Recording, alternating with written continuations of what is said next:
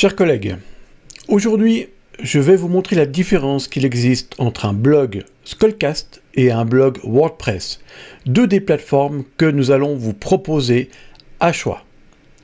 Commençons par Skullcast. Skullcast, voici le petit blog bac à sable. Relativement simple, on voit que j'y ai déjà mis un article avec un document. Donc je peux demander sur lire la suite. On voit qu'on peut y ajouter un commentaire, les élèves pourraient commenter l'article. Si je télécharge le document, le voilà. Pour utiliser un blog Skullcast, c'est relativement simple. On se rend sur la page d'accueil de Skullcast, on clique sur Login, on va entrer son nom d'utilisateur, ici c'est Gaston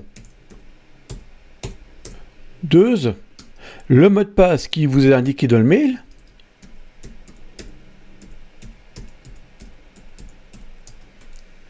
voilà, je vais l'enregistrer plus tard. Et je me retrouve dans l'interface de mon blog. Je peux donc voir mes épisodes, ici le premier article, ou ajouter un épisode. C'est ce que je vais faire. Voici un document pour la journée du 23 mars. Merci de remplir cette fiche. Voilà, je mets un petit commentaire. Il est possible de modifier le texte. Par exemple, mettre ces parties en gras. On peut aussi faire des listes. Ne pas oublier le chat. Pensez à acheter du fromage. Voilà. Donc on a ici des petits outils relativement simples de paramétrage. On peut aussi créer un lien. Ceci est un lien. De cette manière, je sélectionne, je clique sur la petite chaîne là et je vais renvoyer mon texte vers un site.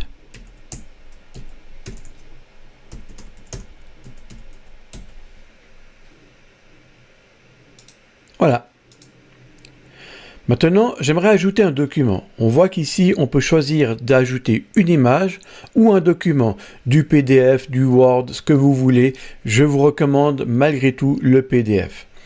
Ou un son, ou une vidéo. Commençons par un document image. Je vais choisir mon fichier. J'ai ici le programme D5H jusqu'au 27 mars. Choisir. Je clique sur transférer.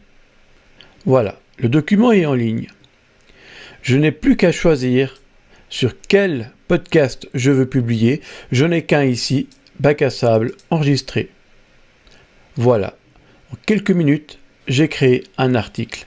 Le problème, c'est que si l'on veut publier plusieurs documents, on doit créer à chaque fois un nouvel article. Cette manière est l'une des manières les plus simples qui soit de mettre à disposition des informations et des documents pour les élèves. Maintenant, essayons malgré tout de mettre une petite vidéo. Ajouter un épisode. Ceci est une vidéo. Petit texte là. Je vais donc venir sur vidéo, choisir le fichier. Alors, je vais regarder si j'ai une petite vidéo pas trop grosse, que sa taille, ouais, c'est tout bon, choisir. Et là, je vais cliquer sur transférer. Évidemment, ça va prendre un peu plus de temps. Pendant ce temps, je choisis mon bac à sable. Voilà, on va attendre que la vidéo s'envoie. Voilà, nous arrivons au bout de l'envoi de notre vidéo. On est à 100%. On attend la confirmation. Là, il y a un petit travail qui se met sur le serveur, c'est tout bon. On peut même choisir quelle image on va mettre en avant. Et j'enregistre. Le seul désavantage de Skullcast, c'est qu'il va falloir quelques minutes selon la charge. Ça peut prendre quelques minutes, quelques dizaines de minutes pour des très grosses vidéos avant qu'elles soient disponibles. Passons maintenant à WordPress. Voici un site WordPress. Voilà, on constate ici qu'on peut y mettre des GIFs animés, on peut y mettre des images, on peut y mettre un lien, on peut y mettre un fichier PDF, voilà, ou encore directement une vidéo YouTube ou hébergée sur Skullcast, hein, tout est possible. Bonjour et bienvenue dans cette vidéo dans laquelle nous allons... Voilà. Nous allons nous connecter. Ici, l'identifiant, c'est Gaston. Hop. Le mot de passe vous a été donné. Voilà. Alors là, on voit tout de suite, c'est un tout petit peu plus compliqué que pour un blog Skullcast. On va aller dans Articles. On voit mon premier article qui est là, que je viens de publier. On voit aussi des catégories, et ça, c'est l'énorme avantage des blogs WordPress par rapport à Skullcast, c'est qu'on peut choisir une catégorie pour chacun des articles que l'on va publier, une ou plusieurs catégories. Allons créer un article. Je viens de créer article. Parfait. Alors, ceci est un exemple. Voilà. Et on voit qu'on a des blocs de texte. Alors, ceci est un petit texte. À chaque fois que je mets la ligne, je crée un nouveau paragraphe. Ces paragraphes, vous voyez, si je clique sur plus, on a plein d'options. On peut mettre des citations, on peut créer une galerie de photos, on peut y mettre un fichier, etc. Mais je vous montre la manière la plus simple de travailler. Je vais prendre un fichier PDF. Hop. Voilà, mon corrigé. Je prends mon corrigé et je le glisse là. Hop. Et c'est bon, il est en ligne. J'aimerais mettre une image. Alors, une image, est-ce que j'ai une image sympa? Qu'est-ce que j'ai là? Parfait. Je prends cette image et je viens la glisser là. Elle est prête. J'aimerais ajouter un lien. Je viens ici. Je sélectionne mon lien. Vous avez vu que là, j'ai des outils d'édition. Et j'ai de nouveau mon petit lien.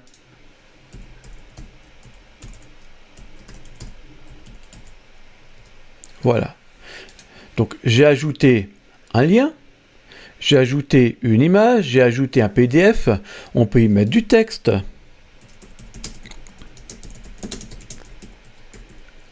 Si j'ai oublié quelque chose et que j'aimerais rajouter, ça vous voyez on peut le déplacer, c'est des blocs que l'on peut déplacer. Si je dois rajouter un bloc que j'ai oublié, je peux sans problème le faire. Par exemple, en allant au bout de mon texte, là, au début, je mets la ligne, hop, ça me crée un bloc au-dessus. Je viens là, hop, ça crée un bloc en dessous.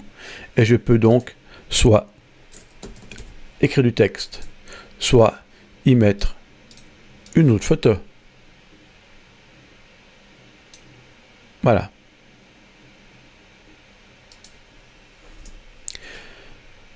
Maintenant, comment faire pour les vidéos? Eh bien, les vidéos, on ne va pas les héberger directement dans WordPress. On pourrait théoriquement prendre une vidéo et la glisser dedans.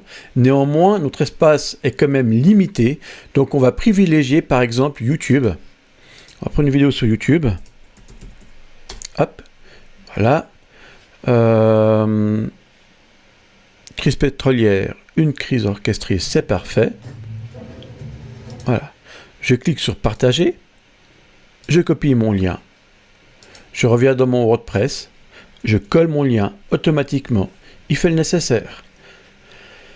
Il reste cette histoire de catégorie. Eh bien, sous Documents, je peux choisir à quel groupe ou à quelle classe cela s'adresse.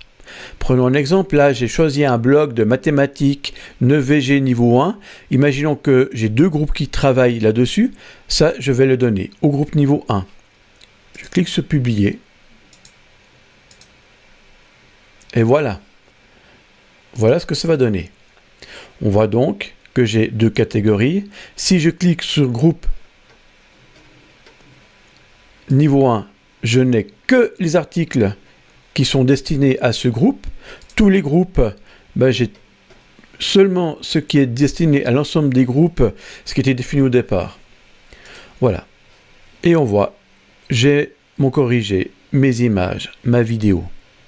C'est une manière beaucoup plus puissante que Skullcast de réaliser un site web, de mettre des documents, des informations à destination des élèves. Tout est mis de manière chronologique, c'est-à-dire plus je descends, plus je remonte dans le temps. Voilà. Vous aurez un petit questionnaire à remplir où vous indiquerez si vous avez besoin d'un blog Skullcast ou si vous avez besoin d'un blog WordPress ou si vous utilisez une autre méthode, mais dans ce cas-là, c'est une méthode que vous gérez vous. Je vous souhaite une excellente journée, mes chers collègues.